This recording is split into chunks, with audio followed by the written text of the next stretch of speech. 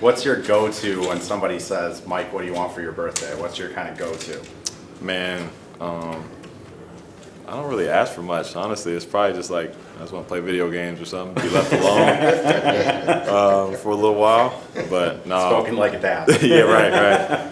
I really enjoy spending time with the kids, honestly, and my wife. And you know, my kids are more excited for my birthday than I am most times. They're like, I got you this, you know, made this card for you, or I want you to put this on your wall. So you know, that's really exciting for me to, you know, see how excited they are. Mike, it seemed like in the New York game and kind of gradually as it's gone on, you guys are getting a little bit more intentional about pushing. What do you think? What's that process been like, just to get everybody starting to think in that manner and try to apply it in games? It's been a process that for a lot of guys, you know, it's a different kind of structure.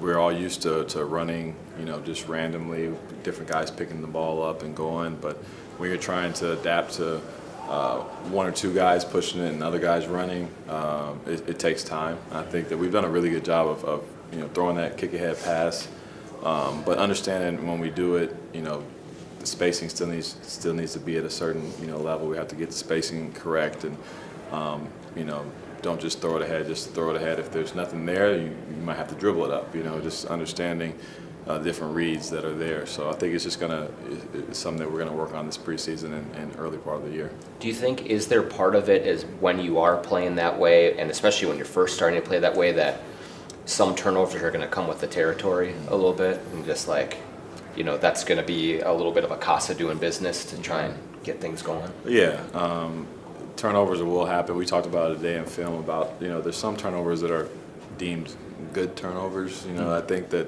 when you're making the right play, or, you know, the guy's rim running and you throw it just outside the reach of their hand, you're either getting a layup or maybe it goes out of bounds, but you're not getting a live ball turnover at the top of the key, or, you know, something that leads to a transition bucket.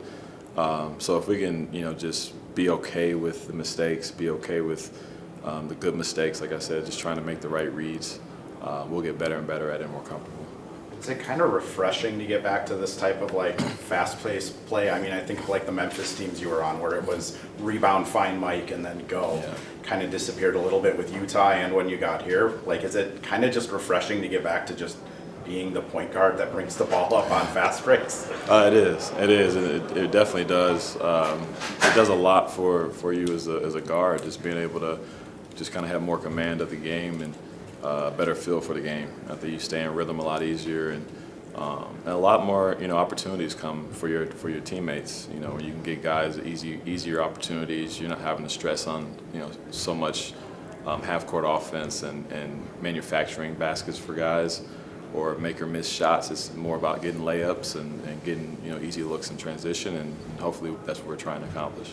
I mean, I know they all like believe in you and believe that you're going to pass the ball and like spread it around, but like, what were those conversations like when you're like, no, just give it to me and let me do the point guard thing? They've all been receptive, obviously. It's about like when they get into games, kind of not letting their instincts take over. Yeah. You know, I think all of us have natural instincts to the game, and a lot of our instincts are to kind of follow that ball and go towards it, you know, every rebound somebody gets. So it's trying to break that habit. Like they can tell me they want me to, you know, bring the ball up all they want, but if they can't snap out of their habits, then it's going to be tough. But they're doing a good job of working on that and trying to make it easier for me and the team. We've seen Ian, you know, work on his post-up game, talk about it over the summer, and we've seen a couple preseason games here. And Finch was saying, you know, you guys will be kind of incorporating as an accent to what you do. And there weren't many things that were called to try to get in advantageous positions.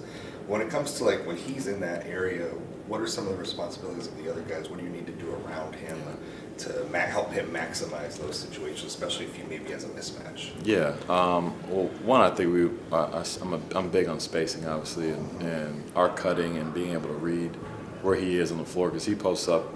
He can post up anywhere. You know, the nail, both wings. You know, wherever it is, you have to be able to recognize it and cut, bring, you know, help away from him. And we all know they're going to probably double him. They're going to probably send guys at him, but make it to where it's easier for him to read, easier for him to find the outlets, But we have to take up those spaces to give him better chances. And like I said, spacing is key for him because it makes the game a lot easier for him to read and easier for him to kind of attack and know, who's going to be where and where he can get his shot off.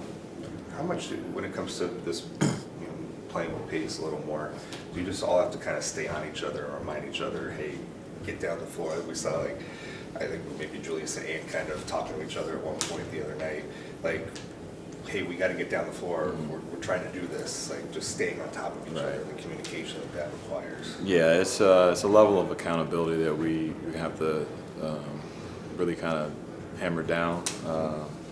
As teammates, we have to continue to push each other, and we get, it's human nature. We get tired out there playing defense. You play hard, and then they score it, and you just let your guard down for a second. You want to rest, but those are opportunities for us to get back out in transition and attack. And we're trying to do, a much better job of kind of letting that last play go and moving forward and kind of getting back to, getting that ball out of bounds really quickly and finding something offensively as soon as we can.